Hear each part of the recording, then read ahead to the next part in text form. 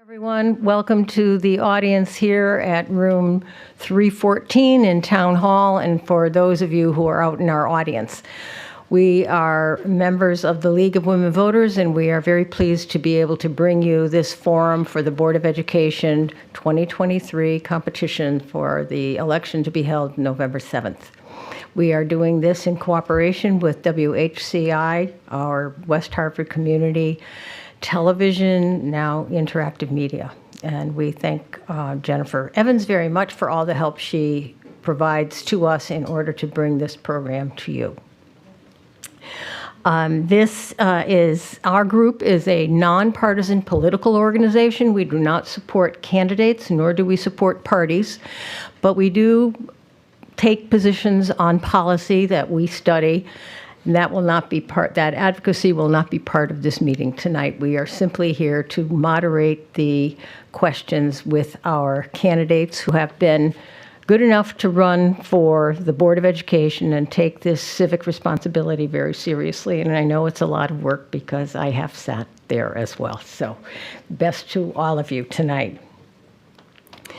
My name is Carol Mulready. I am the chair of the voter service in the League of Greater Hartford, and I will be introducing in a bit Sandy Fry to lead the moderated discussion with our candidates. We have 7 candidates with us tonight for this Board of Education program. There was a lottery before the event that allows us to give each person a chance to have the first attempt to answer a question. And then we just, do a round robin with the other people as the evening goes on. It rotates around. Some of the questions that you will hear tonight come from the League of Women Voters. We have a questions meeting every year in the summer to develop ones for each election, depending on the offices that are being put up for the election in that particular year. So this year was municipal-based questions. Some of the questions will come from the audience that are here live with us tonight, and they will be screened from our League of Women Voters screeners who look for questions that are relevant to the evening and to the operation of the Board of Education. The format that we're using tonight is a timed response. Each candidate will have 90 seconds to respond to every question that is asked. There will not be a rebuttal process here because we have quite a few candidates, and we hope to have quite a few questions in the course of the evening to give you an idea of where their thinking lies regarding many issues that are important for our children and for the town. Each candidate will have a 2-minute closing statement that is held after the question and answer session. The candidates have been informed not to interrupt each other. This is a forum that allows them to tell of their ideas and knowledge of the issues that are pertinent to the Board of Education at this time, and everything that will benefit the community. The audience is asked to refrain from clapping or reacting to individual candidate responses because that takes up time that could be used to ask additional questions. Again, I want to thank the West Hartford Community Interactive for all the work that they do to help us to make these programs possible, and especially, of course, Jen Evans as Executive Director. This program, you may see again, it will be available on the WHCI YouTube channel and on your regular television access if you have Comcast or Frontier. You can find it on your TV. We will, over the next couple of weeks, be sharing this information with the public as much as we can. So again, we thank the candidates for their willingness to participate, and I would like to turn the program over to Sandy Fry, who will introduce the candidates for our evening.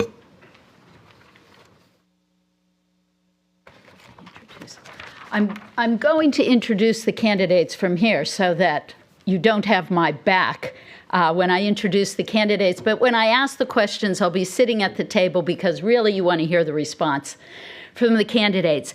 For this election, there are two different types of seats that we'll be electing to. There are 2 4-year terms that are open, and there is 1 2-year term. So 6 of our candidates are running for that 4-year term, and 1 is running for the 1-year term, just so you are aware of that.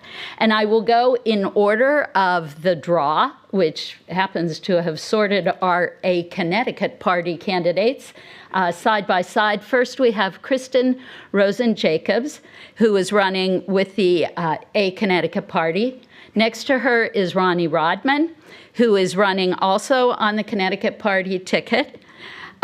Next to them is Kyle Zelazny, who is running as a Republican. Latoya Fernandez, who is currently an incumbent and running on the Democratic ticket. Ethan Goldman, a Republican incumbent. And next is Shannon Marimon, who is running as a Democrat. And finally, Jason Gagnon, who is running for that 2-year term. The rest of the candidates are running for the 4-year terms. So you won't be surprised when you go to and see your ballot.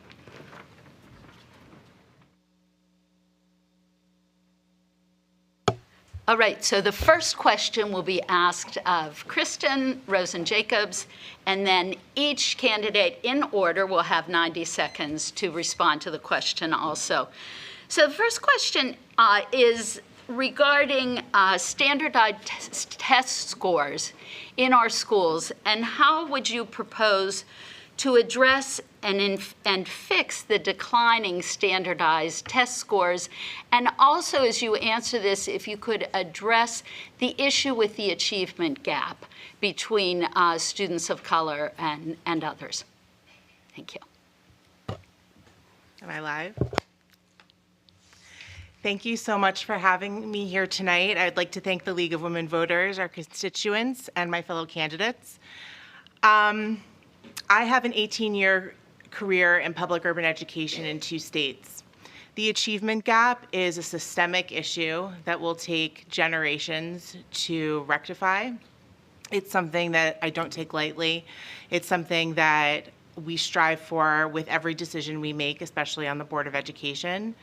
Standardized testing has only been more and more complicated because of the issues that have surrounded the post-pandemic state of the education in our school system. It has created an issue of trauma, and something that our teachers are going to struggle with for many years to come.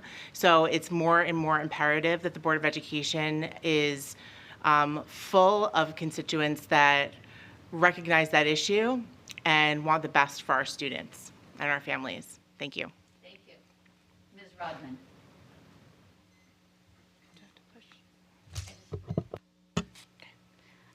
Thank you. Thank you for having me. Thank you to the candidates for being here as well. I am running closer to me. Is that better? Okay. I do agree with Kristen about the standardized testing. I do have my master's in education, and that is what we studied in my master's. It was focused on that. And I have to say that I had one kid who graduated before COVID, one who graduated after, and one who had to take the SATs, one who didn't have to take the SATs. I also have a brother with a learning disability. And if you tried to judge a student's ability based on one test, I just don't think that's possible. And I think we're all very intelligent people. There has to be a different way, and I think an active discussion on that is definitely necessary. And I also agree with Kristen that I do think it's a problem, but I do think it's one that can be solved. And I think it's with parent input, teacher input, the board's input to be able to make this better for our kids and create a less political environment and a more conversational environment. Thank you. Thank you. Can you guys speak up? We can't hear you in the back of the room. Okay. We're going to try to deal with it out there, but if you can speak up, thank you. And if you can turn your microphone off there. Hi. So, your question relates to standardized test scores and the achievement gap. So, academics have been falling since before the pandemic, and I think both our falling standardized test scores and the achievement gap can, in addition to some systemic issues, I think really the main issue is a de-emphasis on academics and an emphasis on non-academic things. We're spending millions of dollars into DEI and SEL and social emotional learning programs, and I'm not really sure what we have to show for it. There's been concerning bullying incidents that get covered up, but we spend millions of dollars in our SEL spending. Our administrators and Board of Ed love talking in political pleasantries and buzzwords like inclusiveness and tolerance, but I believe we are an inclusive town, we are a tolerant town, and we don't need to be dumping millions upon millions of dollars into those things when we should be prioritizing academics, math, literacy, the fundamentals. And if we re-emphasize the fundamentals, we will see standardized scores increase and we will see the achievement gap decrease. Thank you. Hi, good evening. Thank you for having me, everyone. Oh, sorry. Can you hear me now? All right, great. Good evening. Thank you for having me. I'm grateful that you asked this question. I think when it comes to standardized tests, and I'm speaking both as a student who's had firsthand experience growing up in a marginalized community, in a family that wasn't educated, and having to go in and take those tests, and then also as a former educator and an administrator who's also had to support students in that same situation. I think, we talk about that in the achievement gap, that I really like to look at it as the opportunity gap, because there are so many barriers that come up that are non-academic, like students coming to school and not having a good night's sleep and a well-balanced meal and other things that are going on. So I think about it, looking at it from a holistic approach, and how can we provide adequate support for students so that they feel successful in these testing environments, and how can we also provide access to resources to prevent barriers from them being able to be successful and have equal opportunities, in line with the rest of their peers, especially as it comes to our students of color. Thank you. Thank you. Mr. Goldman. Thank you, and thanks to the League of Women Voters and WHCI for sponsoring this. For my training, Can you get a little? sure, absolutely. From the training or education I had, I've been taught if you're not measuring, you're not achieving. So I think it is important to measure. It is important to you want the trends, you want the standards. The population base is big enough that you should be able to see trends in the different groups. During COVID, the school system came up with a number of programs that helped improve scores, particularly the math scores. And if you look at the math scores relative to the verbal scores, the school has been much closer to what the numbers were prior to COVID than after COVID. They had math coaches, they had summer school, and there was special training for students. And particularly, the question came up of minority students. That's where you want to do it substantially. I think we do a disservice to our students if we don't try to have high expectations, because at the end of the day, when they leave the high school, it's critical that they have the skills and the ability to succeed in the future. And if we give them low expectations, then we'll get low expectations. So I think we should measure, we should look to achieve, and that should be an important goal. Thank you. Thank you. Ms. Marimon. Good evening, and thank you to the League of Women Voters for having us this evening, and to my fellow candidates. So this question is deeply connected to the work that I do. Currently, I run a nonprofit at the statewide level that was actually founded expressly to address the achievement gap in the state of Connecticut, which at the time that it was established under the Governor Rell administration, Connecticut had the worst achievement gap in the country, and we have not fared much better since then. And that's surprising to a lot of people who think of Connecticut's education system as a point of pride. And so every day we are working to think of policy levers at the systems level, as well as practices on the ground that can address those gaps. And I do agree with Ms. Fernandez that there are opportunity gaps in a lot of instances. We also have to invest in some really intensive interventions around early literacy and numeracy, and make sure that those practices are evidence-based and based on the science of reading and key practices in mathematics. And so continuing to do that work every single day in my professional life, but want to make sure that we're looking at that data in a really disaggregated way here in West Hartford to understand where those gaps exist and then address them in a really comprehensive and reasoned way, and have conversation with key stakeholders in order to get to those solutions. So thank you. I share everybody's gratitude to the League of Women Voters for putting this together. I think anybody who's tried to organize anything post-COVID knows how difficult this is. And to our fellow candidates here who have stepped up to do this, this also is not easy. So in terms of test scores, I come to this, first and foremost as a parent. So I know the importance that is placed and the emphasis that's placed on testing. Sure, I'm sorry. And so I look at this as, are we putting the right resources? Are we allocating the right resources driven by the data, by the science, into addressing these issues? And I'm happy to hear some of my fellow candidates talk about, are we going to have that conversation? And how do we have that conversation? Because I think that's important. On the achievement gap and the opportunity gap, what's important there is you can't learn, you can't fix these systemic issues if we don't have welcoming places where our students of every race, color, creed are reflected in the curriculum, are reflected in the staff, the faculty. And so I think, we can walk and chew gum at the same time. We can focus on academics, and we can make sure that West Hartford schools continue to be diverse and have that diversity reflected. Thank you. Next question will go to Ms. Rodman first. And this is sort of a two-part question.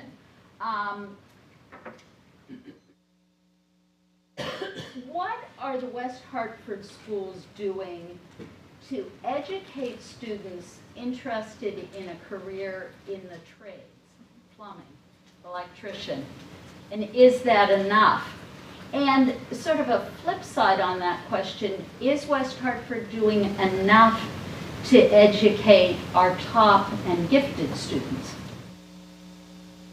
So I hope you can answer that in 90 seconds. If not, we might split it apart, but give it a try. Okay, so the first part is, are we doing enough to educate our kids who want to go into a trade? And I think the answer is absolutely not. I grew up, my dad was a contractor. I grew up knowing how to use power tools, a tow motor, all that kind of stuff, and I made sure my kids knew how to do that. They get one class to learn how to do this in all of their education. And to be honest, I tell everyone, had I not gone to college, or even I looked after college, I wanted to be a plumber. And I think I would have absolutely loved to do that. And I definitely think the school needs to put more funding into that. As far as the gifted program, I think that I'm a child of the 70s and 80s where I was shipped to another school to be in the gifted program. That doesn't happen now. I think that we tend to teach to the middle of the road, and the kids who need more help don't get help, and the kids who want extra work don't get it. So I definitely think that is something that needs to be discussed and possibly remedied as well. Thank you. I'm going to ask everyone, including myself, to remember to push the button to turn your mic on, and also to get close to the mic, because I did see that as you're closer to the mic, it picks it up and people can hear in the room. They're not hearing in the back of the room. Yeah. So if you can do that. Okay. So with regards to your first question with the trades, so I have 3 younger brothers, and I know for a fact that college isn't for everyone, and not naming names. But so, at the end of the day, it seems like, and this was true for when I was in college, I graduated college in 2013, it really is a sort of high school to college pipeline, and we really need to be doing all we can to encourage apprenticeships in different fields and to encouraging both sexes into doing the trades, which, by the way, can make a lot of money nowadays still. In terms of the gifted programs, there's been some rumblings about the state introducing what's known as equitable math, and that would possibly cause the removal or reduction of some gifted programs and making things more even for all students. And I don't believe in that. I believe that our students need to be challenged. I believe that our best and brightest students need to be pushed forward so that they can be better and brighter. And so gifted programs should stay, and should anyone who qualifies, again, just blanket qualifications. It shouldn't be who you know or who you're friends with or who writes the letter. It should be if you qualify, you're in, and you can push yourself. Yeah. So in regards to the first question around trades, I think, of course, I echo the sentiments that not enough. And I think, beyond expanding on providing that education for students, we have to think about other things too. The trades, you can make a lot of money, but also there's entrepreneurship, and this young generation, they're catching on to different ways of making money. And we want to make sure that we're also kind of meeting them where they're at and finding ways to integrate that into maybe some of the gifted programs. And then thinking about our gifted programs, I actually do think, and this is also just speaking from some experience, that the gifted programs here are challenging our best and brightest students, and I actually would like to see that program expanded. I'd like to see it more diverse. I think West Hartford's doing a great job in terms of trying to make that more diverse, but I think more parents in our community need to know that these programs exist and that they can advocate, for their students to potentially be a part of them.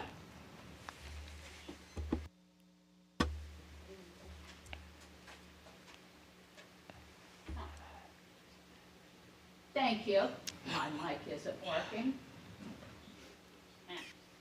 Well, I'll speak loudly. Thank you, Mr. Goldman. So neither is mine.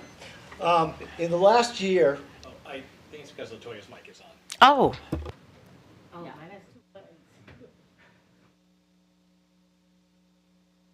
we're good. All right. In the last year, I've seen a number of classes that trade skills are being taught. At the same time, I assume we can do much better. I would say, and I work for a manufacturing company, and there the ability to use computers is important. I've been in the military. Again, the ability to operate with machines and computers is also important. So I have seen a number of computer classes. I think that's important. So while it's not what I would think is a trade type skill, it has value that goes forward. But we can certainly do better.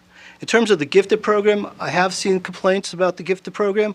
On the other hand, I know it's a tough balancing act trying to get everything else, and I know that they do make a big effort. So again, it's a balancing act. We can do better, but it doesn't mean to demean what we have, because I think that what I've seen is good. Thank you. Thank you, Ms. Marimon. So I'm thrilled with the first question around the career readiness efforts that we do on behalf of students in West Hartford. The organization I'm currently overseeing, Ready CT, is focused on the intersection of K-12 education and workforce development, and ensuring that our students are prepared for their career and the future. And our promise to students is college and career readiness. And whatever road you take, whether it's to and through college, or you go direct into the workforce or a credentialing program or into the military, you will ultimately be ending your life in a career. And we want to make sure that we're providing students truly access to those opportunities, work-based learning opportunities, and not just giving lip service to the college and career piece of the equation.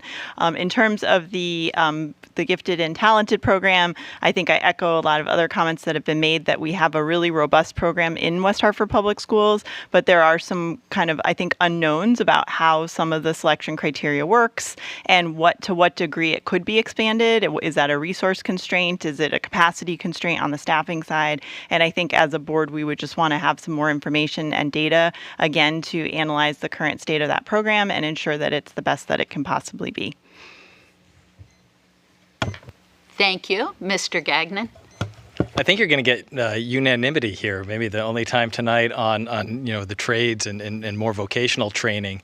Somewhere along the way, we developed the college industrial complex, where everybody thought you had to go to college and that was the only way of doing things. Right here in Connecticut, we have such amazing manufacturing going on. And those are my clients that I specialize in.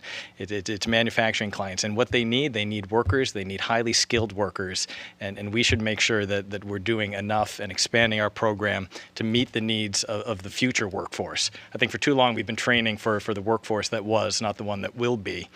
On the gifted program, I know we do have a robust program. I know one of the big knocks is transparency. How does it operate? How does the selection criteria work? So we do need to do a better job of that. I'd be interested to hear more from the students, the parents who are involved in those programs, to see where they are on the value they're getting from that. Do they think it's challenging enough, or do we need to up our game? So I'm interested, day one to hit the ground running, learning those types of things, and really how it's playing out in the community. Thank you. Ms. Rosen-Jacobs. Thank you so much. I'm here first and foremost as a parent, and as a parent, a step-parent of a child with special needs. It is so important for me to know that the trades program and the non-collegiate pathway becomes first and foremost. We have some of the highest performing schools in the state, if not the country. I'm not worried about our AP scores. I think they're phenomenal, and I think that that's one of the reasons that U.S. News & World Report ranks us above and beyond many of our peers in similar-sized districts. But I also have a third grader who is at the brink of top performing and gifted and talented, and there is very little transparency about how that selection criteria operates. I have heard from parents who have had issues where there are selective criteria for some of their children and not for others. So I think the Board of Education needs to do a much better job of clarifying that for families. Most families don't speak school, and it's up to us to teach them how to do it. Thank you. Okay, we have had a request to ask you all to hold the mic to be sure that it's close to your mouth when you speak, because when you get close to it, I can hear it's going into the whole room, which I'm not doing right now. So that would be helpful. The next question starts with Mr. Zelazny, and it's a question regarding curriculum. Do you think there's a need to update the curriculum? What are your feelings on the curriculum that we offer in our schools today? Do you have ideas for changes or areas that are not currently being addressed, or maybe areas that are being addressed very well? Well, concerning the curriculum, I think the first thing that we need to have is have a curriculum committee that's in compliance with state law that appropriately takes into account the perspectives of staff, administrators, teachers, and the parents. Right now in West Hartford, we don't have this curriculum committee that follows state law. So step one would be doing a sort of wholesome examination of why we don't have this curriculum committee with the level of input from the parents that we should have. And then the role of that curriculum committee would be to then go and review and make sure that our curriculum is modernized and appropriate, and certain things aren't being left out, and certain things that need to be taught are being taught. But at the end of the day, it begins and ends with having a proper curriculum committee. Thank you. Ms. Fernandez. Can you hear me? All right, great. I was like, I think I'm probably like the loud one. So regarding curriculum, I actually think we're doing great with curriculum. There's always room for improvement. However, as a candidate and as someone who would sit on the board, I'm not a curriculum specialist, and I do think that I trust the process that's being used. I think that West Hartford is doing a good job in terms of including parents in that process, and I think it's about getting the word out, again, going to parents that we don't see coming to these opportunities and learning about. There are some people that know about what's going on and some people who don't, and so I think it's, I'm interested in engaging our diverse communities of parents to come and be a part of this process. But the opportunities are there. I just think not a lot of people know about them. And again, I do trust the current process, and yeah, I think that's all I have to say about it. Thanks. Thank you. Mr. Goldman. Thank you. My assumption is, okay. Sorry. My assumption is that changes should always happen, and it always should be looked at for improvement. I will say I recently looked at the social studies or history program, and there were a lot of selections and a lot of opportunities, so I was very impressed.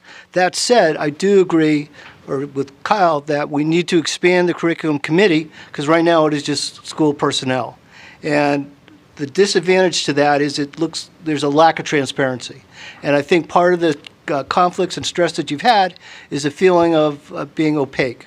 So if you had parents as part of the process and board members as part of the process, and I think it is a responsibility of the board members to be more actively involved, I think that would improve things. I also think the more discussion you have, the better results you get. And so I would be in favor of, we should continue to evolve the school curriculum, but we need to get parents involved in the process and board members. And we pushed for that over the last year, and I think it's important that the board be more active. Not that they take anything away from the school administrators, but we need more board involvement. That's what we're here for. Thank you. Thank you. Ms. Merrimon.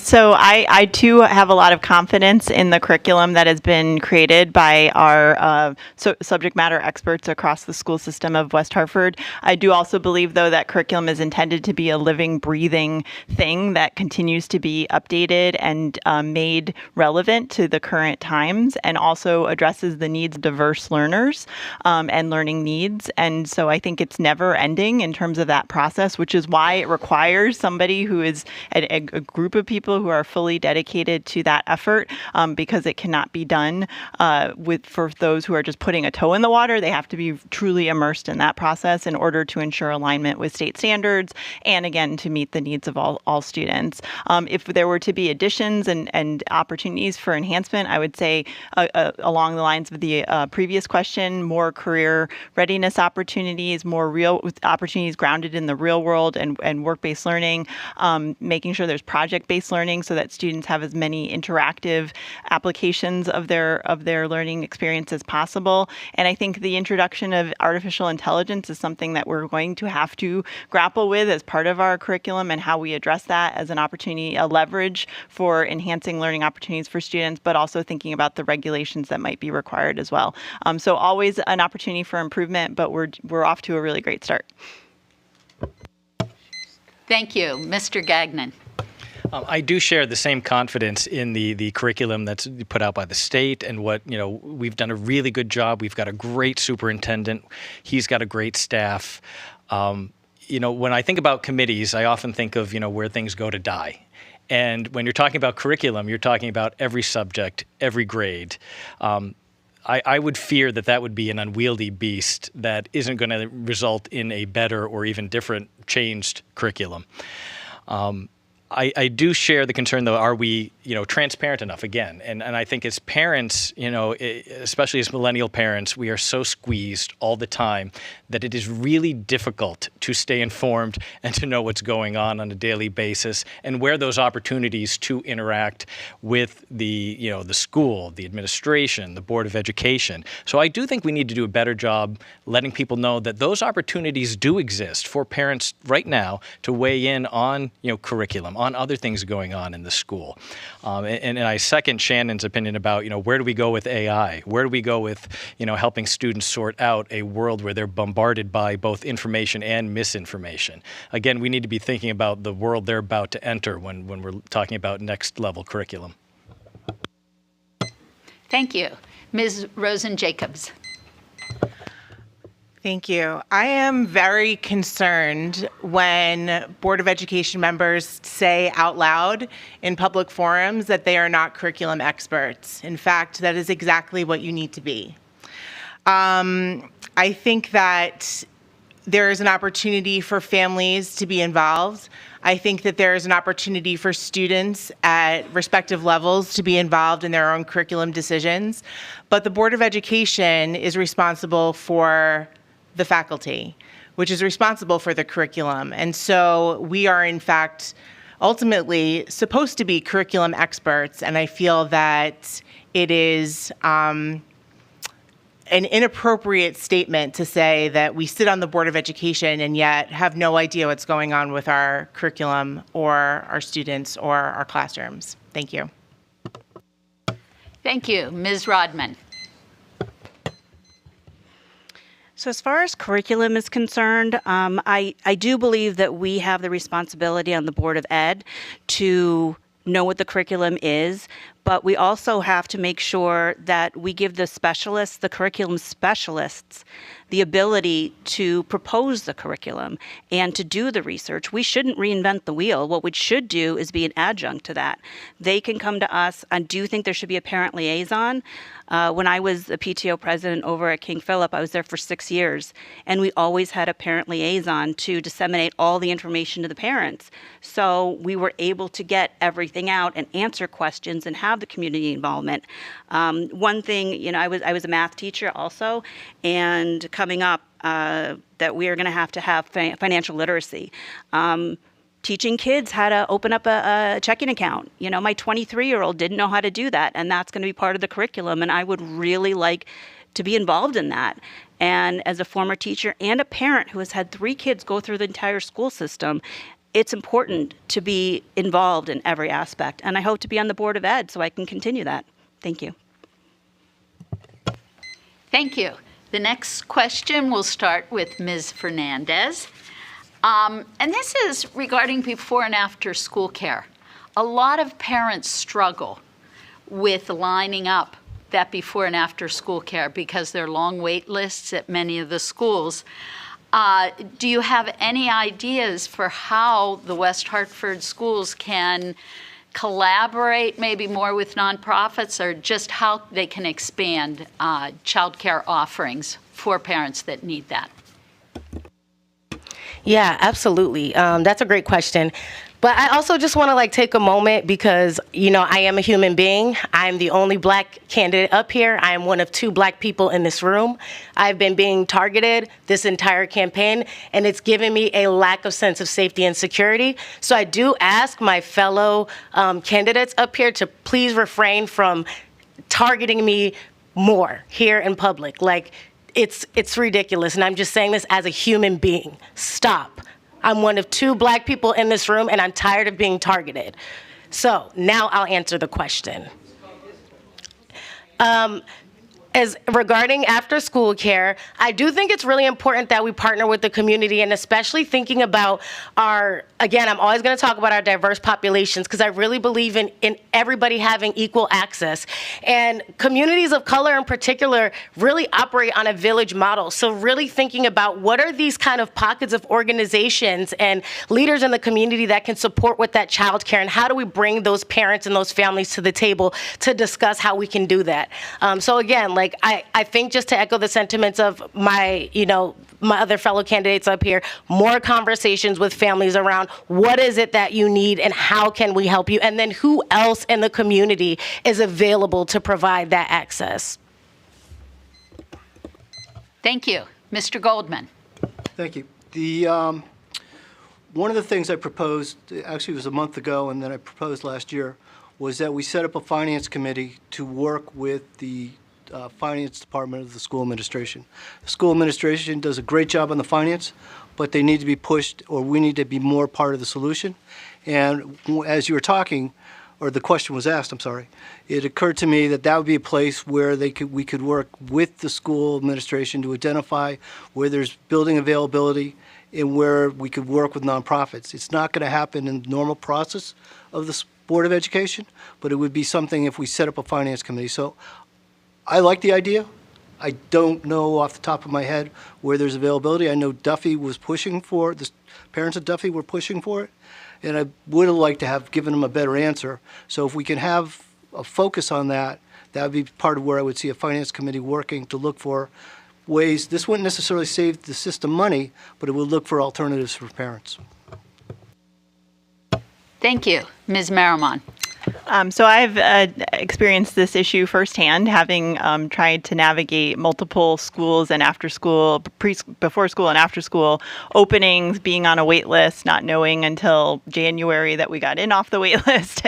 So it's a real thing. It's very difficult as a working parent to figure out a schedule and to navigate that and all the unknowns. And so I really do hope there's more of an investment in our pre and after school programs in terms of leveraging creating partnerships with local nonprofits, thinking about sliding scale payment structures that can help parents who maybe can't afford what it costs, and then also just looking for the personnel and the staffing and making sure that they're being paid a fair and livable wage in order to do a very important job, which is looking after our children before and after school, just as much as we value those who are watching our student or teaching our students during the school day.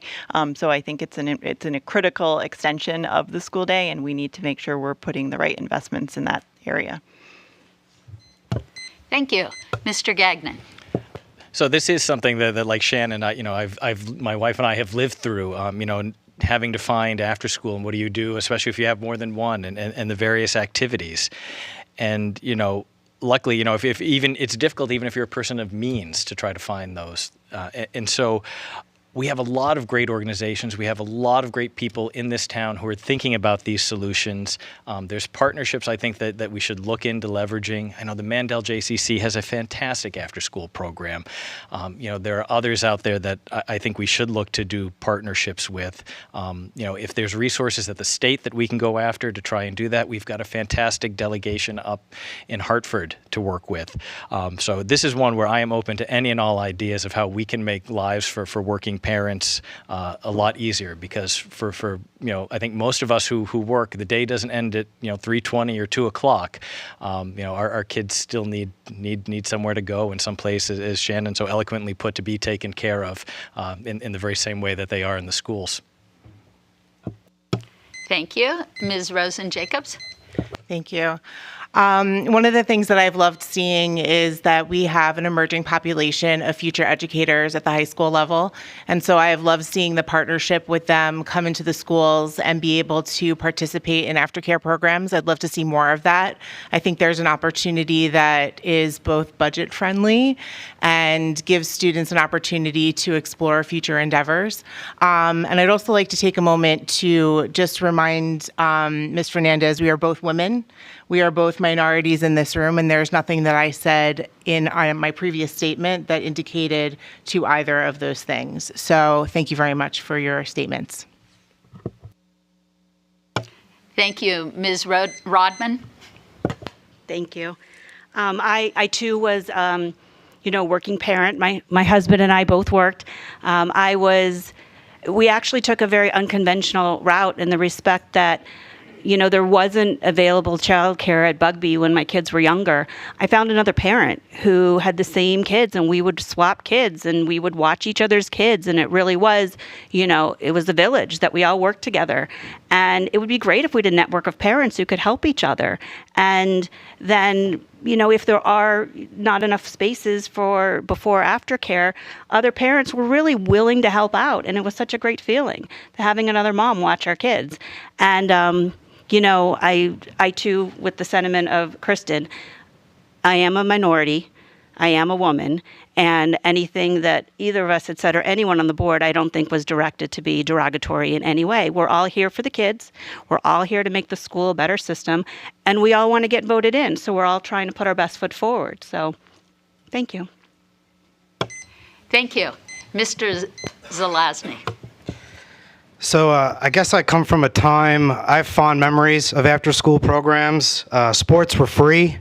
After-school programs were free, maybe with mostly free. And so I want to bring that back. And I know it's very difficult when our budget goes up 4.8% every year. And, again, Ethan and Gail have been pushing for a finance committee, a budget committee all year long to help with that. But I agree, there is a way that we can cost-friendly provide a variety of after-school programs, get kids doing, building skills, developing themselves, having fun with friends, utilizing not just teachers, but maybe interns, maybe high school students volunteering their time for middle school students. There are a host of ways we can figure this out. And then just to add, unrelated, but I guess everyone's talking about it. I am a straight white male, so I'm getting no points. May God have mercy on my soul. However, LaToya, the reason why people might be criticizing you has nothing to do with your race. It has nothing to do with you being a woman. It's because your statement kind of against Israel, alleging systemic discrimination and the violation of human rights of Christian and Muslim Palestinians. That, I think, the genesis of any antagonism has to do with that, nothing to do with your race or sex or gender. That's all. I'm going to ask the candidates to eliminate these comments from this rest of this discussion. Thank you. That is not the reason we are here, to take care of what is happening outside of this room. We are here to discuss your opinion on policies that have to do with the Board of Education. Thank you. Thank you. Right, the next question will go to Mr. Goldman first. And currently, there's becoming a tighter market for teachers. I don't know if this has become a problem in West Hartford at this point, but it certainly is a challenging market for hiring teachers. What do you see as the role of the Board of Education to ensure that we continue to have the very high level of professionalism that we have in our teaching staff in our schools? Thank you. So from what I've observed as being on the board, the HR department, Human Resource Department of the school system has done a very, very good job, and the reputation of the school system has also helped in attracting teachers. And they have been very imaginative by working with, I believe, I think it was either CSU or one of the school systems to bring students in, or I'm sorry, teachers who were in training. The other thing I would say is where the need is in special needs. And unfortunately, that's not a function of recruiting or keeping teachers happy. From what I've heard and had conversations, it's a function of the work, and it's very difficult and very stressful. So I don't know if there's a solution for that other than to be flexible and use, where possible, work with outside services. But I think the school system, from what I've seen in terms of administrators and teachers, has done a good job in keeping the number of teachers that we need employed. Thank you. Ms. Merriman. So this is a really critical issue that's cutting across the entire state of Connecticut and the nation around teacher shortages, especially coming out of COVID. It's a very dire situation. And while we're doing well in West Hartford and we were able to start the school year fully staffed, I don't want to take that for granted. So I think we need to continue to look forward at what we will need to do to recruit and retain high quality educators for our students. And that will also require an increase in diversifying our educator workforce. Right now, we're only at about 9.4% educators of color in West Hartford, compared with the state average, which is 11.3%, and the national average, which is nearing 20%. So Connecticut on the whole is really trying to work on that. And our student population is approximating 50% students of color. And so if we are going to ensure that we are having educators who can reflect the lived experience and be models and really relate to our students in all ways, we want to make sure we're addressing that specifically as a recruitment strategy. So as the board, I would just want to understand better how the HR department at West Hartford Public Schools is thinking about recruitment strategies, partnering with HSBCUs, other states, reciprocity agreements, which is something we're working on at the state level, because those are some of the state restrictions around certification. But all of those are going to be really critical pieces with respect to recruitment, and then with respect to retention, just pay equity and working conditions. Thank you. Mr. Gagnon. So this issue is personal for me. My dad was a lifelong educator, and so I know that teaching isn't a job, right? Nobody goes into teaching to make money. It's more than a way to make a living, right? It's a calling, and it's public service. And so I think whatever we do at the state level, at the local level, we need to make sure that we're doing right by our teachers. And I think as a board, I think that starts with listening to them. What are their concerns? Beyond salary, what are the other reasons? We've all heard, stories. We all know teachers who have left the profession, because of the strains, because of, post-COVID, the strains have only been magnified. Some of them feel that they've lost the joy of teaching, right? It goes back to the earlier question on testing. Do they feel supported enough? I think this is another area where I'm reminded of this great exhibit the Mattituck Museum in Waterbury had, and it was called A Face Like Mine. And it was an art installation of a diverse background of artists, and where kids could come and see artists of every race, color, and creed and see themselves reflected in that artist. And, if we could do that in our schools to say, you know, to reach out, to find homegrown talent that reflects the diversity of our students, I think that would also go a long way. But again, I think it's first and foremost, let's listen to the teachers, let's hear what they have to say, and then get creative. You know, we go out to other districts, other states, how are they solving this problem? Because we're not alone in this, and it's only going to get worse. Thank you. Ms. Rosen-Jacobs. Thank you, Mr. Geoghegan. I also come from a long line of educators, and I was one for almost 2 decades. To reduce attrition rate, teachers want some very basic things. They want autonomy with respect to the teachable moment. They want fair pay.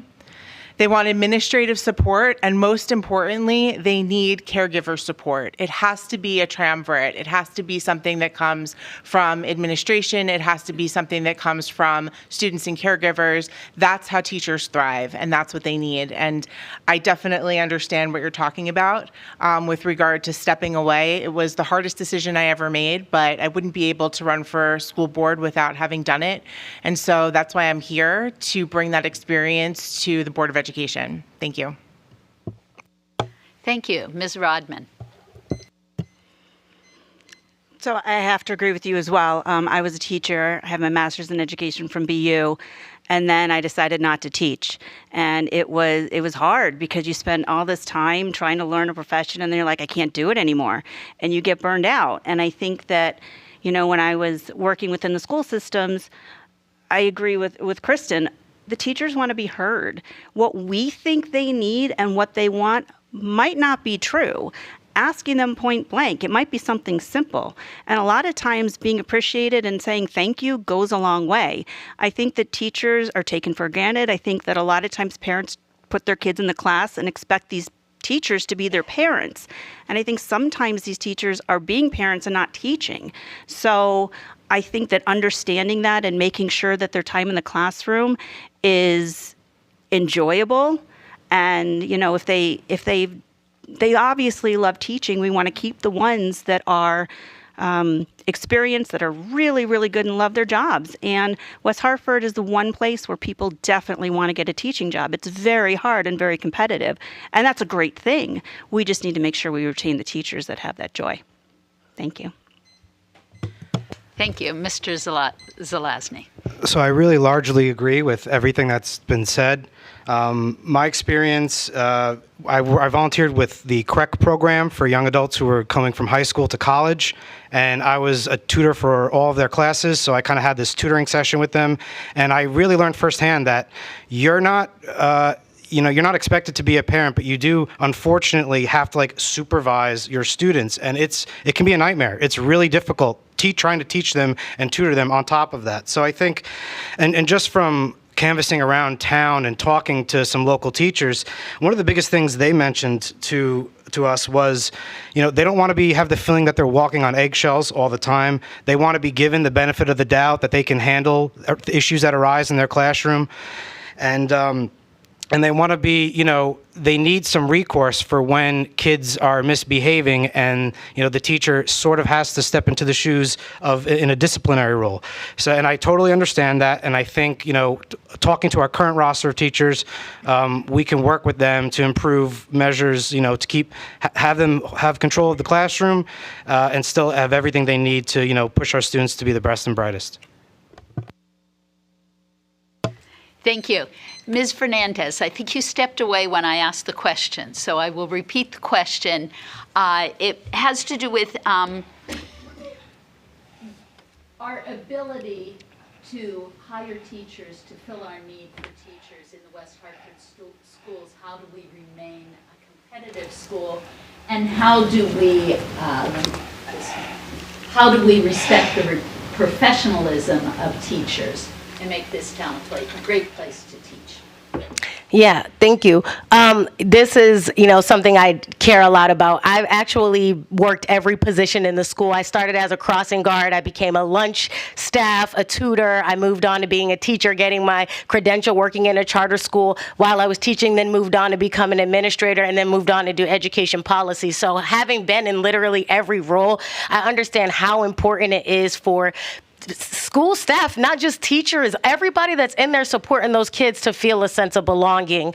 And I think part of the package when we're bringing people to West Hartford should start with that, not just the salary and all that, but hey, when you come here, you're going to belong here. You're going to be a part of a community. Here are the ways in which we're going to support you. And we want to hear from you. We want to hear about the things that you need. And as things change, we want to continue to get your input so that we're also evolving with you and supporting you.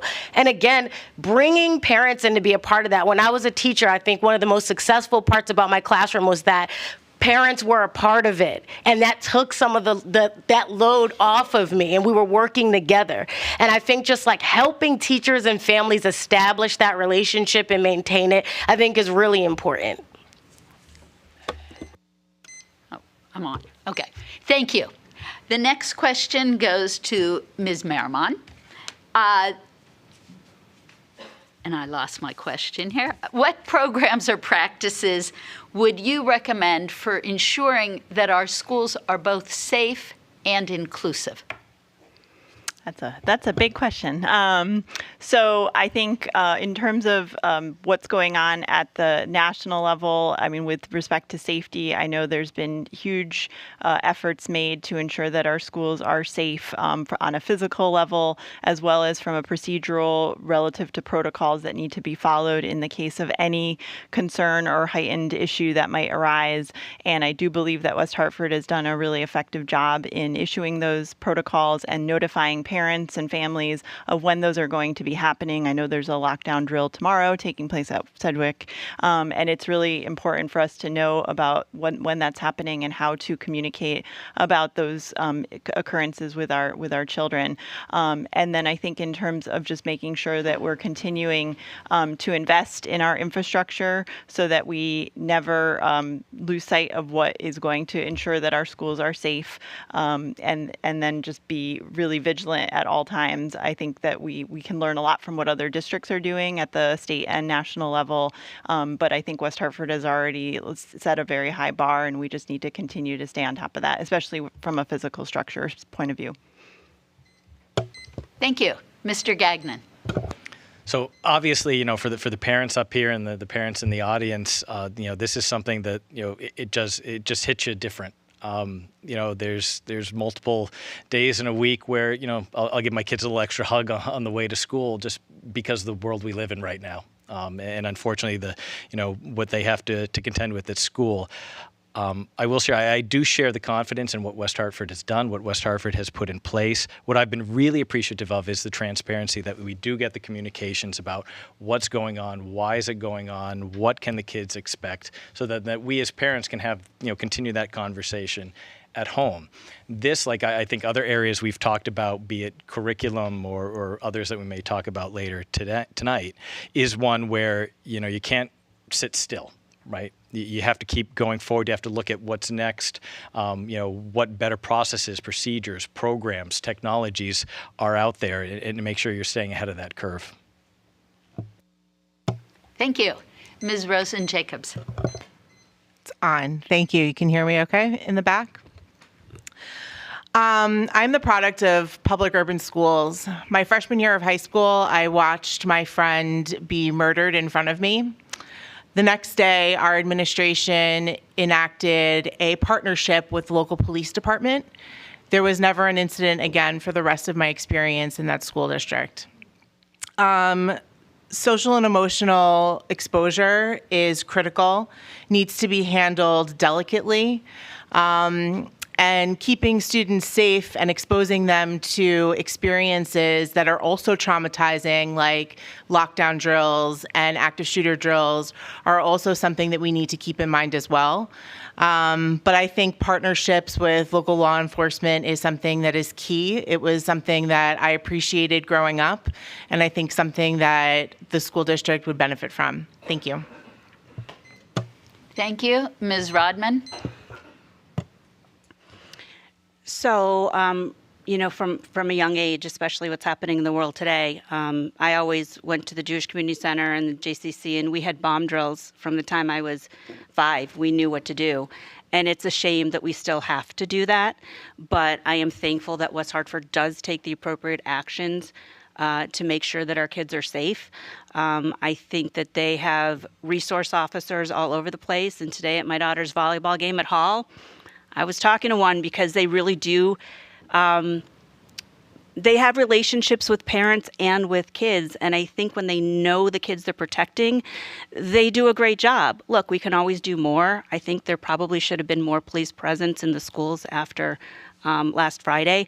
On another note, I do think that social media and what the kids are exposed to is another aspect that has to be dealt with. I think that one we really need to work on, because a lot of these kids are seeing things that they shouldn't, and it's being reported, but nothing's been done about it. So that's where I would focus my attention at this point. Thank you. Thank you. Mr. Zelazny. So I've attended public schools my whole life. My first 16 years were on Sachem School District in Long Island, the largest outside of New York City. And then halfway through high school, I moved to Avon. And 9/11 was really kind of the opener. Yeah, a huge change. 9/11 was really the opener for me, though. Eye-opener. After 9/11, going into middle school and high school in Long Island, that's when the metal detectors were out, the guard dogs, and it was very intense. I'm all in favor of partnerships with the local police department. I think having school resource officers, whether they're current officers or retired officers, and especially if they're good with kids, is a great help. More than just safety. And then also, I just want to point out too, and maybe this is because my generation has had the misfortune of watching these incidents happen over and over and over again. And one thing that stands out is the psychos target soft targets. So we need to harden them a little bit, and through that is partnering with the police department. So. Thank you. Ms. Fernandez. Yeah, I think when it comes to our sense of safety and security, of course, our partnership with the police department is really important. And I think when we talk about safety and security, I think it goes beyond physical safety and security. I think it's mental, I think it's spiritual, I think it's emotional. And as someone who literally has firsthand experience with feeling a lack of sense of safety in the country that I live in every day, I know how important it is to foster that sense of safety in schools and in our communities for students that are feeling that way as well. One of the things that, in thinking about our partnerships with police officers, when I was the dean, I would have our police officers come in sometimes out of uniform and also serve as tutors for our lowest performing students. That way they built a really deep relationship where students could come to them and talk to them about things that were going on in their neighborhoods. And I think that's really important for them to see, these different figures in our community as people, whether you're in uniform or out of uniform, you're somebody that I can trust and I can go to. So I think, again, strengthening those partnerships in the community. I think right now West Hartford does a really good job. There's an anonymous line for students to have access to report things, and I think we need to continue expanding on programs like that. But I think when we talk about safety, we should think about the student from a holistic space. Thank you. Mr. Goldman. So in answering the question, to me, the safety in the schools is a combination of the building structures and the processes and the people in the schools. And from a building structure, I have seen changes being made, but there's still more that needs to be done, at least from what I've observed in the last year. And we need to complete that to build the safety. The other part is the process, the people. And I have been very impressed when I've gone to visit the schools with the school resource officers. When breaks are there's a break between classes, they're spread throughout the school, they're interacting with the students, and it seems like students are comfortable talking with them, interacting with them, and I think that's important. I've also seen police cars outside who just stopping by. I think it's important in coordination. So I think we've done a good job, but by the same token, that's something that you can never be ever comfortable with, and you're only as bad as your weakest link, and there's links out there, so we always can do better. But I think they've done a good job. Thank you. The next question will start with Mr. Gagnon. We've gotten a few questions regarding issues that we're seeing more across the country. I'm not really aware of it being an issue here regarding gender awareness. What is your take on this very significant topic relative to our schools? So first and foremost, this is a topic that I would hope that we could figure out a way to actually have a constructive and civilized conversation about. I think often we lack the language to have this conversation, and so I think it starts there. And I think it starts with the recognition that, we have people in our community who are, proud members of the LGBTQ plus community who want the same things that we all want. Right? They want to love who they want to love. They want to work in the career they want to work in. They want to live in this great town for all the same reasons that we do. And for the most part, I think they just want to be left to live that life quietly. So that's where I come from this as a starting point. And I would hope, again, in these discussions that we're not using, whether it be, we're talking about book banning or any of the topics du jour, that we're not using that as a way to really go after and target some of the most vulnerable people in our community and in our schools.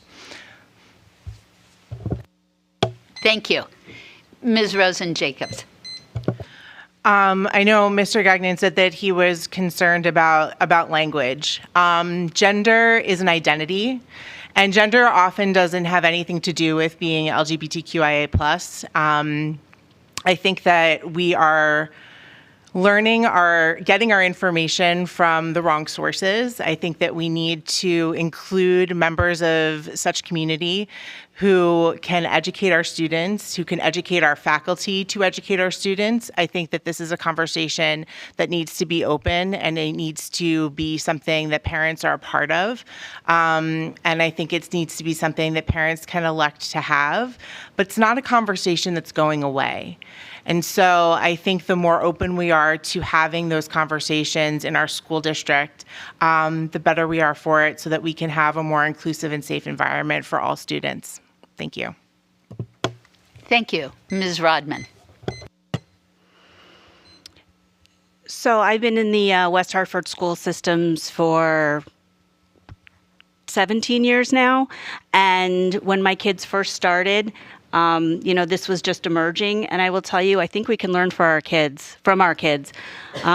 When my daughter comes home from school, she could care less what bathroom somebody goes in. She just is friends with the person, and it doesn't even really faze her. And I think it's a testament to West Hartford that it's so inclusive that, it's a non-issue for her. And I think maybe it's more of an issue for the parents.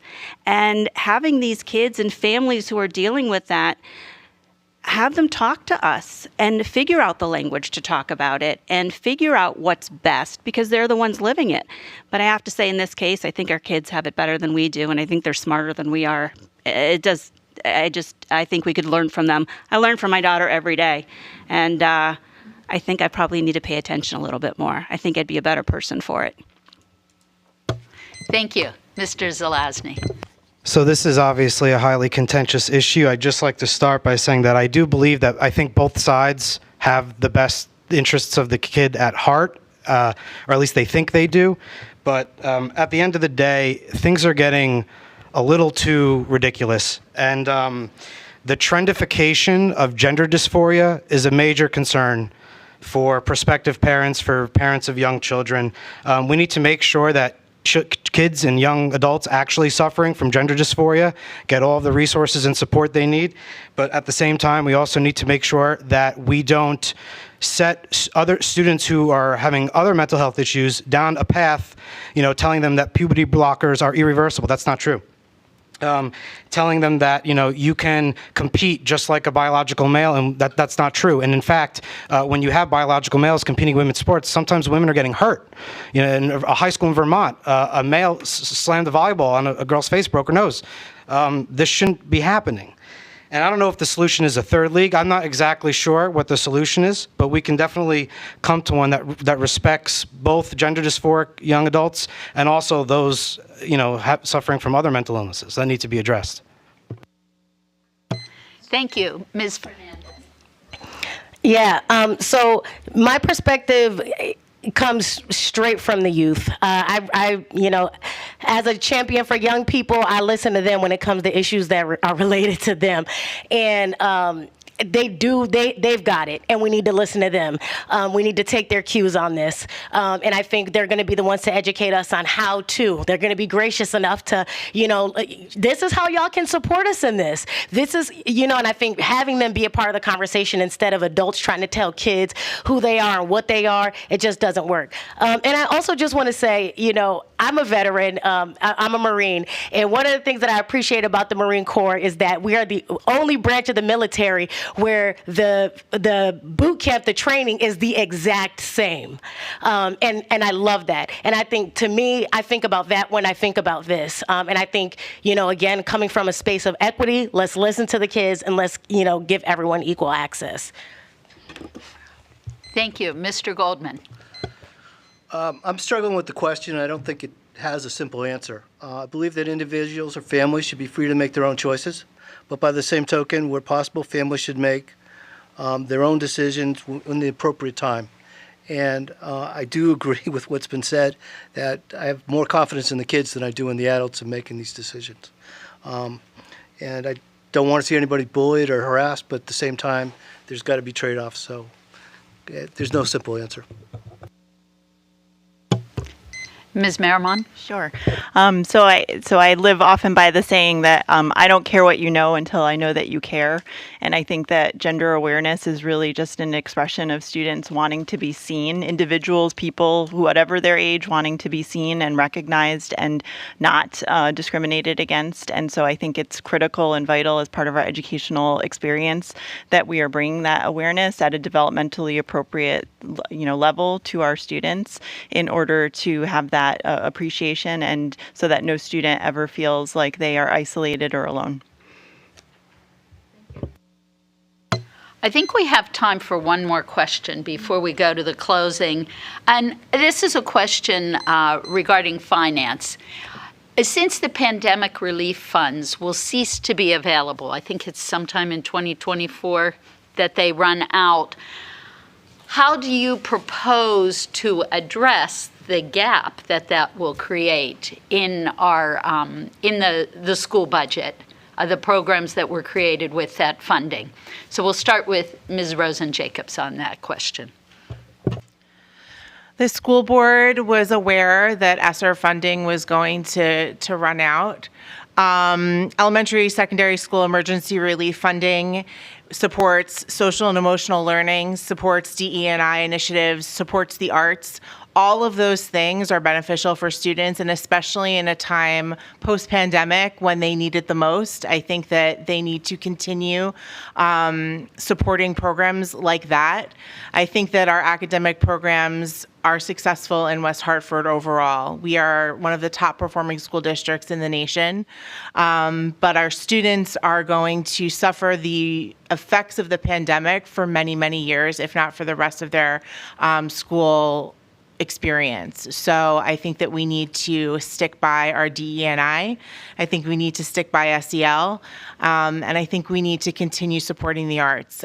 Brain Theory supports that all of these programs help students in innumerable ways, especially in their academic and performing needs. Thank you. And I'm just going to ask, when anybody else answers a question, if you use acronyms to spell them out.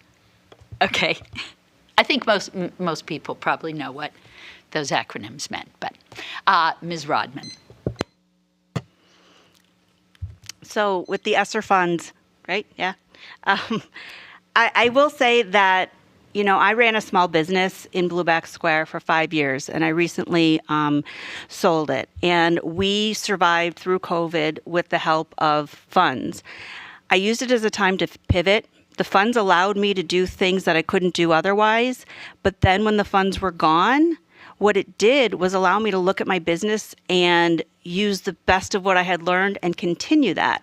I think this would be a great way to look at the budget, look at the funds, see what programs worked, see if we can eliminate some of them that aren't working, and use the rest of the funds in the budget to fund everything that's working. So I think it's a really great way to reevaluate the entire budget. Thank you. Mr. Zelazny.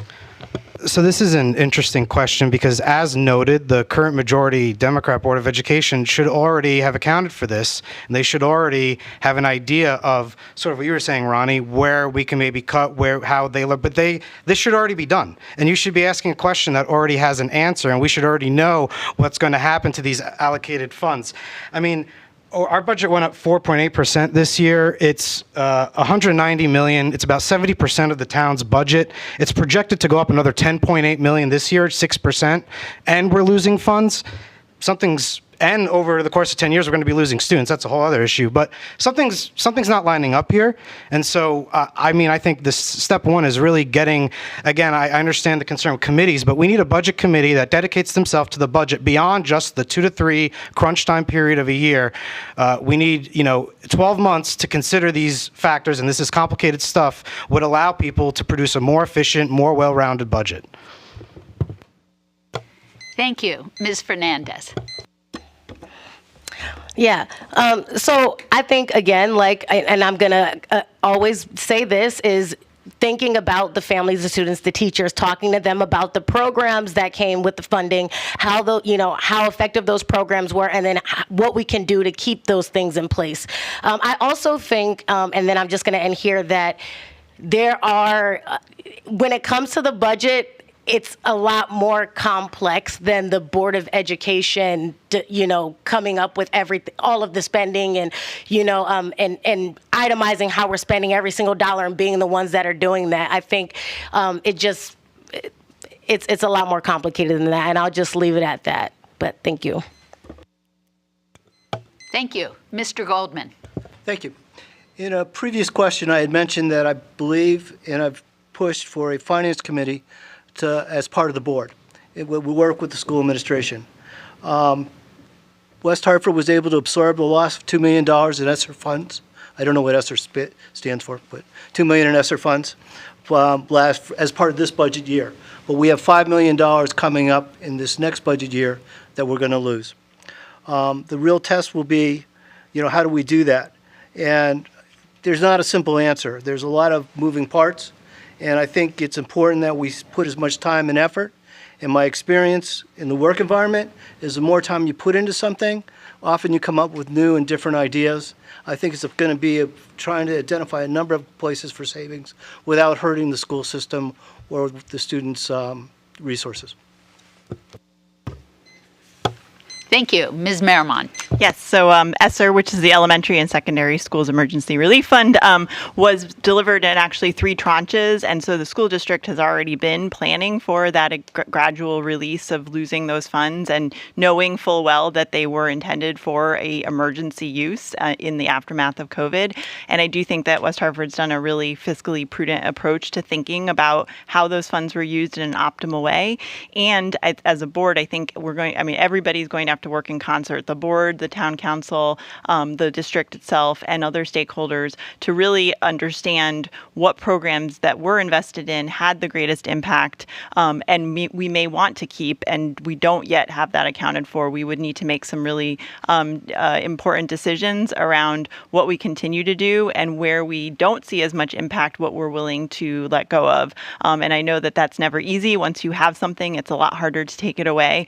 But I know that the district has been really thoughtful in planning for that all along, and we will continue to do that as we near the end, the funding cliff of 2024. But I think that we have some really good opportunities to look closely at the budget and do the things that have the optimal impact for students. Thank you. Mr. Gagnon. So there's no doubt that the ESSER funds were a bright spot in the middle of the pandemic, but it was a bright spot that we knew would be dimming at some point in time. And so, I know that the groundwork is there, it's been laid, the discussions are being had, and thought is being given to what we do next. But there are difficult conversations ahead. I think that's something that we all realize is there's no, clear right path, right answer right now, and we're going to have to. I like the idea of evaluating what's been working, what hasn't, because it is a time for introspection, but it's also a time to hear from the critical stakeholders in our community, the parents, the students, the teachers, the community at large, and decide what our values are when we're looking at these budgets. I mean, from my perspective, if we can hold on to those programs that were targeted to the most vulnerable, be they academically or otherwise. We're all aware of the mental health crisis facing students in our community today and across the country. I mean, those would be kind of my guiding star for how I would begin to think about where cuts would come from. Thank you. We will now move to closing statements. And I'm going to rotate to Ms. Rodman to start, correct? Since the last question was Ms. Rosen-Jacobs. So we'll start with you, Ms. Rodman, and then go around. Everyone has 2 minutes for their closing statement. So thank you for listening to me, for listening to us. I am proud to represent a Connecticut Party of West Hartford. It really was the right fit for me because I felt like I didn't fit anywhere else.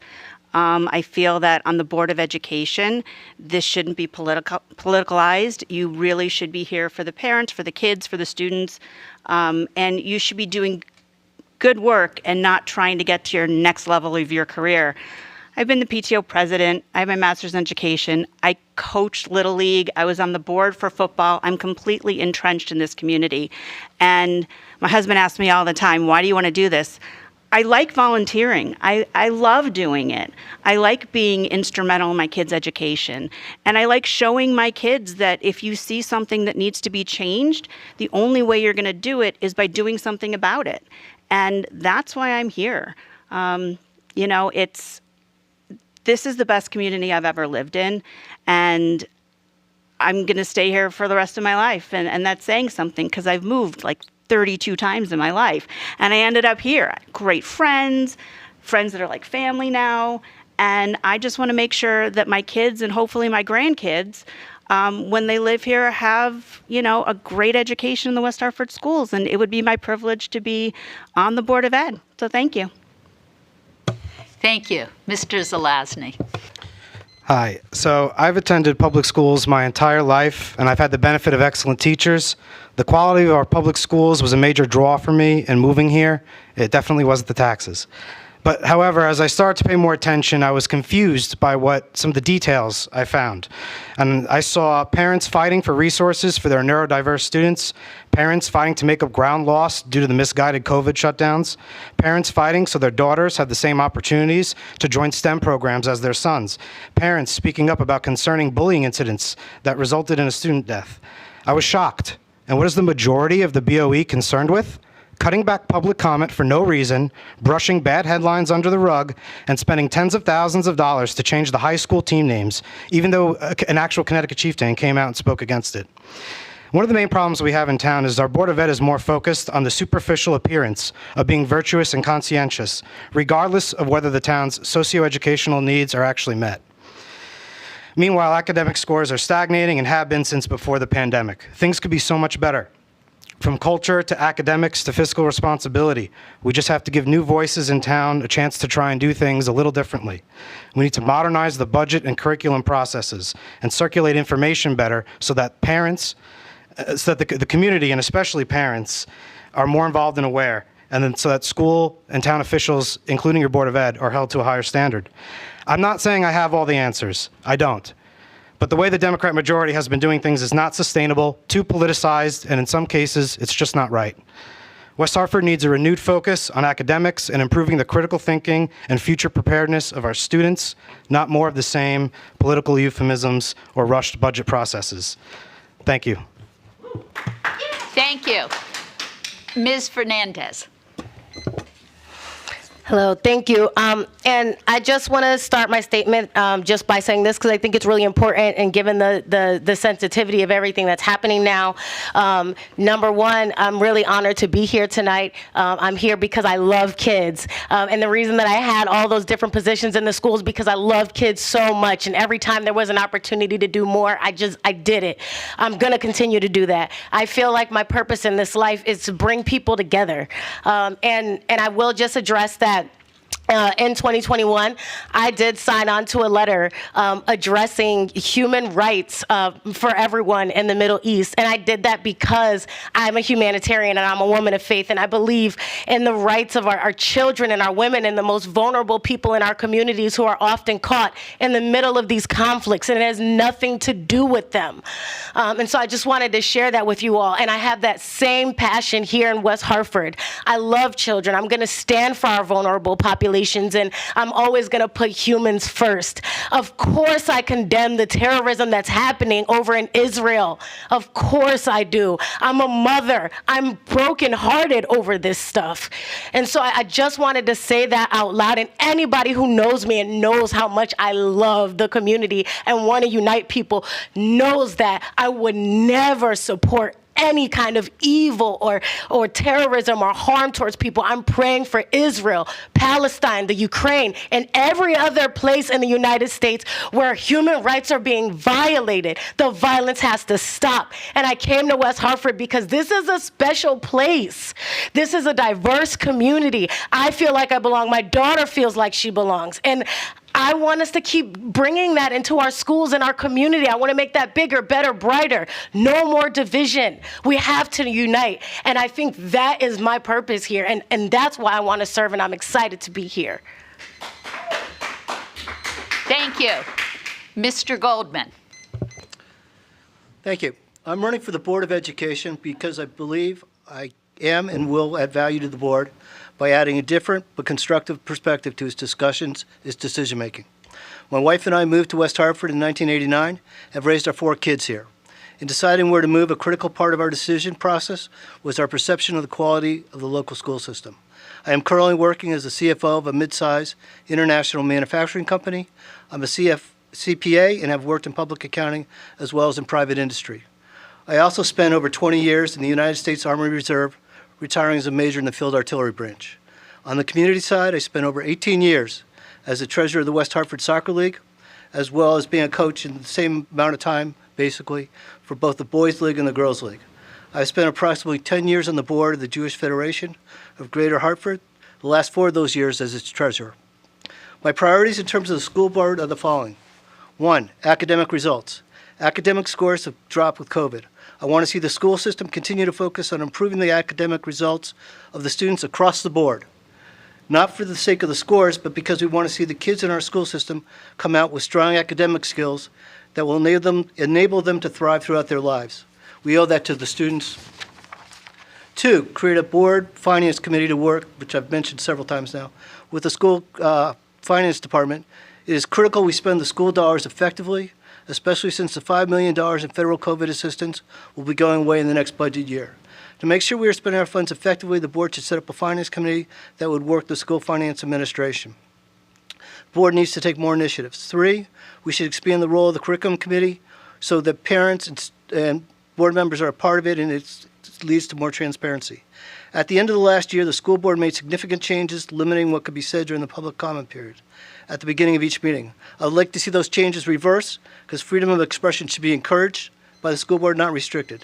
Thank you for your time and consideration, and thank you to the League of Women Voters and WHCI. Thank you. Thank you. Ms. Merrimon. This whole journey has been very personal for me. I started my own public school education at Morley Elementary School, and it feels like not that long ago, but it was. And my mother was a paraeducator at Whiting Lane Elementary School, and my 2 daughters have experienced excellent education at Charter Oak International Academy, Braeburn Elementary School, and now Sedgwick Middle School. And so it means so much to me to be able to contribute beyond what I've already done as a member of our PTO, as a co-treasurer, and being a part of the communities at the school. I want to do much more because in my professional life, I've given 23 years to the field of education, starting out in the higher education field and transitioning to K-12 about 13 years ago when I realized that some of the root cause issues that I was seeing play out at the higher ed level very much started at the K-12 level. And we need to continue to keep our eye on that. We need to never be complacent about what our students are going to need and be dynamic in that response to them. And because of the experiences I've had at the national and state level in the public education space, I want to bring that very kind of niche knowledge. Sometimes I know some very obscure things about rules and regulations about the state of Connecticut's educational system, and I want to be able to apply that to my own community that I love so much and see not only my own children thrive and prosper, but all of the children of West Hartford, each and every one of them, have every possible opportunity made available to them so that they can reach their fullest potential. And I hope I have that opportunity as a member of the Board of Education, and I hope to have your support. Thank you. Thank you. Mr. Gagnon. It's been interesting to sit up here and listen to how many of us are actually transplants to West Hartford or have left West Hartford and come back to West Hartford. I myself am not from West Hartford. My wife and I moved to Connecticut 15 years ago. We chose to be here, and in large part, again, like back in 1989, because of the schools. We all know West Hartford is an amazing place to live. It is an amazing place to raise a family, but that's not by accident. West Hartford's not great. The schools aren't great by happenstance or by luck. And, we have, a dynamic downtown, and we have, great restaurants and great small businesses, not by luck. And those aren't the community, right? Those are the product of a strong community. What our community is the people up here. It's the people in this room. It's the people at home watching. Right, that's why West Hartford is what it is. It's people who are willing to show up to these meetings on a Tuesday night. It's Monday night, is it? No, I jumped ahead. You'd show up on Tuesday too. That dedication is what's important. So I thank all of you for being here. Again, a big thank you to the League of Women Voters. I mentioned it before that I'm the son of a lifelong educator, and to me, education is public service. And my dad passed away not right before, the same week that I knew that this position was up, and it seemed to me a confluence of my desire to serve, plus a way to honor his legacy. But also for me, it's generational, looking to my kids and saying, when your community calls, when they ask, you answer, you serve. And I look at this as a trust. And if I earn your support, and if I'm lucky enough to be elected to the board, I will wake up every day knowing that this is a position of trust. I will work my hardest for you to put the school, the kids, the community first and foremost. And so I thank you for your support. Thank you. Ms. Rosen-Jacobs. Thank you so much to the League of Women Voters, to our constituents, to our fellow candidates, to my friends and supporters on the 8 Connecticut Party, to my husband, Rosen-Jacobs, who is home with our 2 lovely children, but rather unruly dogs. I never had a mentor, and I realized many years later, after a very long career in education, that mentor was the extraordinary women who were educators in my family. And when I told my mother that I was running for the school board after a 45-year career veteran school administrator, she told me that I was crazy. And she told me that it was the most thankless job in the entire city. And I believe that to be true. I know that this is many, many hours. This is extraordinary time spent away from your families and your unruly dogs. This is an opportunity to serve your community at the highest level. And being on the school board is a privilege, one that I would be proud to serve. And I appreciate your support and your consideration. Thank you so much. Thank you. We can have applause now for everyone.